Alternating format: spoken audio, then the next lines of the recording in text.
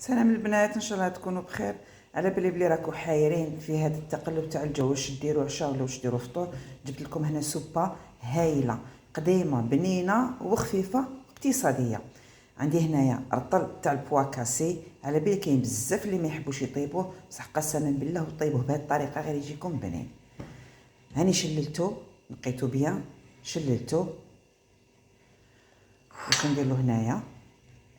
درت له هنايا باقه بلوتو تاع المعدنوس والحشيش وشويه تاع كرافس.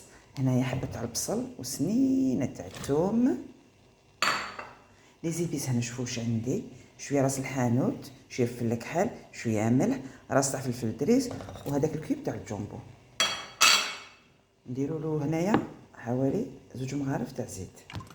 هكذا نقلب بيان كلش ونمرقوه ونخلوه يغلي ومن بعد نرحوه. هذه هي الوصفه تاعنا تاع اليوم.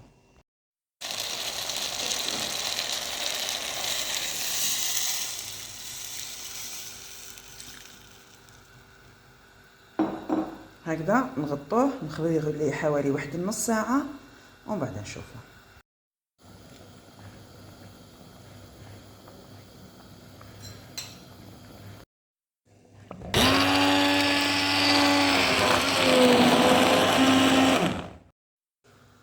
هكذا دركا اللي تحب تخليه هكذايا، اللي تحب ترميلو شويه تاع الفيرميسل.